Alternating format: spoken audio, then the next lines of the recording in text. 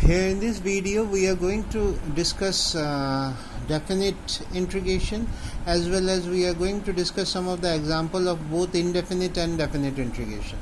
Now when we talk about definite integration, as the name suggests, the answer has a fixed value and the constant term plus c, which we write earlier for indefinite integration, that will not be written here. We will have a perfect value which will not be indefinite but definite. Like suppose we take an example of integration of fx, like f is small here, so small f is a function of x, so integration of fx dx is given by fx, where f is capital F. It is also a function of x, but it is different than this function. So if we integrate this, we get this value with a constant term because it is indefinite. Now we are taking a definite condition. Here we are putting some limits for the variable.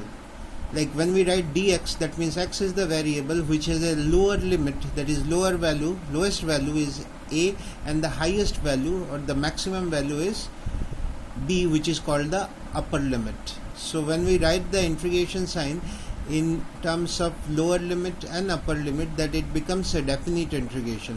Whatever result we were getting here, the same result we get here, but we put it in a square bracket and we write the limits, the lower limit and the upper limit.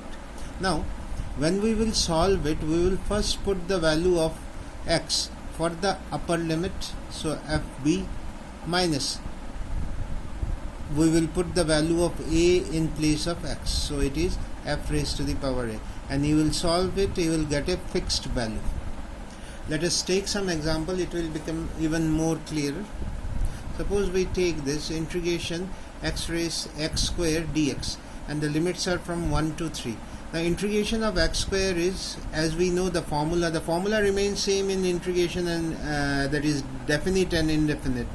So integration of x square dx is, the value of n is 2, so x cubed by 3, x raised to the power 2 plus 1 by 2 plus, so x cubed by 3. Now the lower limit is 3 and the upper limit, lower limit is 1 and the upper limit is 3.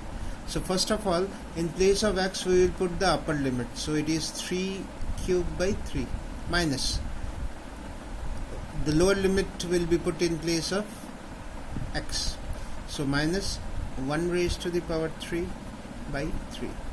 So if we take 3 as the LCM, so we get here 3 cube minus 1, that is 27 minus 1, that is 26 by 3.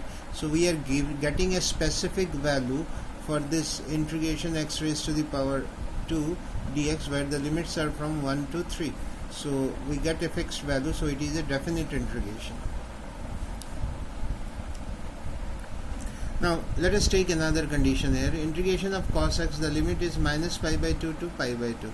So cos x, the integration is sin x, and the limits are written here. So सबसे पहले, like instead of x we will be putting the upper limit, that is pi by 2 here, minus this minus, then the sign of lower limit is minus pi by 2. Now sin minus theta is minus sin theta, that means this sign comes out, so it becomes plus sin pi by 2. So sin pi by 2 plus sin pi by 2, that is 1 plus 1, which is equal to 2. Okay, now let us come to the next example. Here you see this, in this example it is not a definite integration, it is an indefinite integration, so plus c term will come at the end. So when we write this integration, it is integration x raised to the power, this is the power, in terms of power if we write, it is 1 by 3. So 5 is already there, so it is 5 by 3, x raised to the power 5 by 3 dx. So we'll just use the formula, x raised to the power n is 5 by 3, so 5 by 3 plus 1 divided by 5 by 3 plus 5.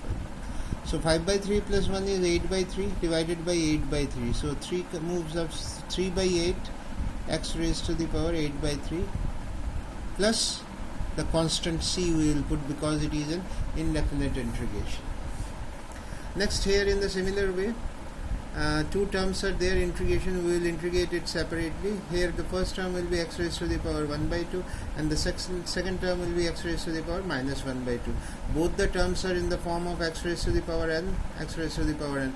So accordingly you have to just use the formula x raised to the power n plus 1, that is 1 by 2 plus 1 3 by 2 by 3 by 2 minus x raised to the power minus 1 by 2 plus 1 is 1 by 2 divided by minus 1 by 2 plus 1 is 1 by 2. So 2 moves up, so we write the final answer, and when we write the final answer we put the value of c also because it is an indefinite integration.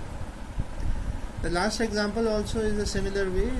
3 terms are there, so we need to integrate them separately. So the constant terms are being taken out. X square is x cubed by 3, x raised to the power minus 2 when we integrate is x raised to the power minus 2 plus 1, that is minus 1 divided by minus 1, and minus 2 when we integrate x raised to the power 1, so x raised to the power 2 by 2. So these are the values which we are getting, so we can write the final answer in this form. So hope this everything is clear. Any doubt you can post me the doubts. After this video I'll be sending some of the questions, so you need to solve it yourself and send it back to me by today only, today evening 7 o'clock.